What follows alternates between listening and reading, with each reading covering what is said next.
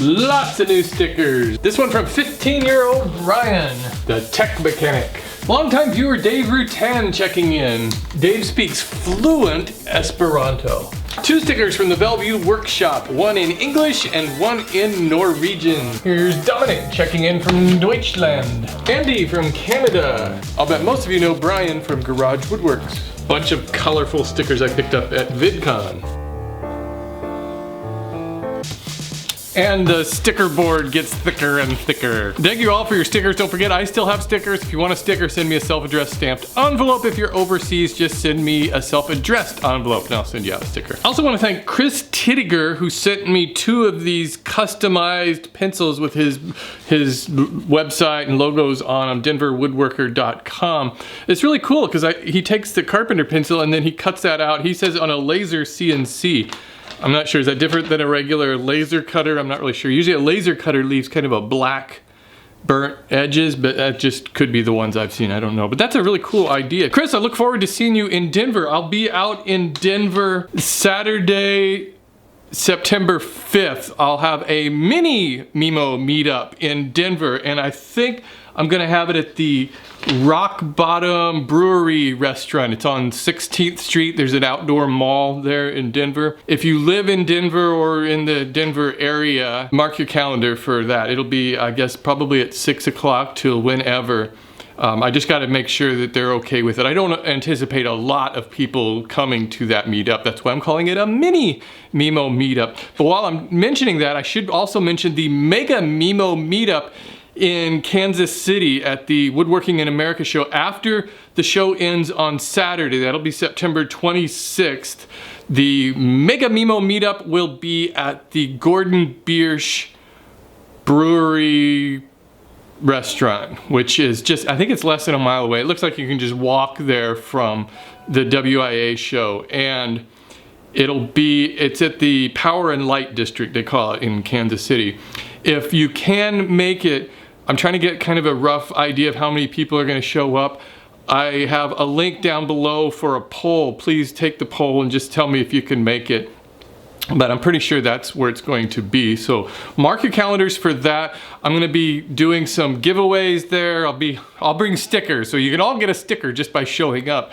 And I think we'll be doing some auction, not auction, did I say auction? I don't want to auction things at a meetup. I want to do a raffle so that we can raise money for Make-A-Wish Foundation at the event, and then you can get some cool prizes. I'll have more info on that as I get more info. And speaking of laser cutters, I want to thank Derek Richline, who made this cool guitar. It's kind of like a calling card, I guess, with he has the NCC Fab Lab luthier program, luthier guitar makers. But see, that's what I was talking about. The edges of laser cutters usually have that black edge, so I'm not sure how Chris did his. There's so many different technologies, I don't know them all. I hope you all have had a good couple of weeks. I've had a really busy couple of weeks. I went to VidCon down in LA, which was a lot of fun, and I got a lot of good information, met a lot of people, got to hang out in the Defy Media Lounge, which was really cool because it's just a kind of a private lounge. So it was, I got to meet and talk to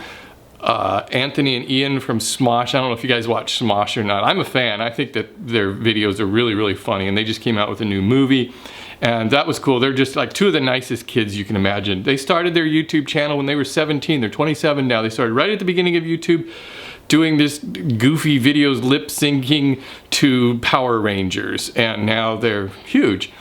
And I got to meet also Matthew Patrick from Game Theory, and now he's got the Film Theory channel. And he was also totally nice guy. He's kind of a math genius. He loves data and crunching numbers. And I got to meet a lot of you and some other YouTube creators there. That was really fun. And it's a huge event. I think there were about 30,000 people there this year. So we got home, and then we had one day to relax, and then Wyatt and I had to drive down to Santa Cruz on Wednesday this week for his orientation. It was an all day long orientation. The kids go one place and then the parents go another place to get oriented and figure out what is going on. And it's really confusing and overwhelming. It was kind of cool. They had 43,000 applications this year at UC Santa Cruz, and they accepted like 3,000. I got to see the dorms, which are really small. He's gonna be in a dorm with 2 other people. They're all co-ed dorms, so all on the floor, so all the boys and girls share a common bathroom. So that's kind of interesting. Did you guys watch my 30-minute epic long video yesterday? I was curious to see what the response would be, and overwhelmingly this response was positive. Didn't get as many views, and I wouldn't expect that. I'll probably get about half as many views as normal. But the people who watched it seemed to really like it, to see a lot of the old projects. One thing I realized is how many projects I've made that are still all over the house, and then I kept finding them after I had shot the video. So I had a whole bunch I've got sitting out here in my shop that I was going to show on Periscope, but Periscope kept cutting out on me this morning. I don't know if there was just a lot of people using it or what. I tried it on Wi-Fi, I tried it on 4G, but it just kept losing its connection. So I'll try that again this afternoon. You'll probably, if it works, you'll probably have already seen it by the time I edit this video down. I don't know how many projects I've made, probably 350, more than that. I don't know, 400 maybe over the years. I probably have about half of those still in the house, and then the other half I've either given them away, they've been gifts, I've auctioned them off, or some of them I've just thrown away, I didn't need. It really got me thinking after looking at my outdoor projects and how they've weathered is that I'm not so sure that applying an outdoor finish does any good. When I look at my outdoor patio table, which I finished with polyurethane, several coats of polyurethane, outdoor exterior polyurethane, compared that with my planter that I made as an experiment using no finish, and that had to have been a year before I made the table. There's not much difference between those. I'm not sure what to make of that. Maybe there's certain really high-end finishes you can get to protect outdoor projects, but I think sun and rain is just going to destroy any finish. But again, I look at my purple bench out front and it looks as good as the day I put it out there. This Friday's video, I think I'm gonna do an electronic project. When I was at Maker Faire, I met these people and their company called Trash Amps, and they make this little electronic component that allows you to make your own amplifier for a guitar or your phone.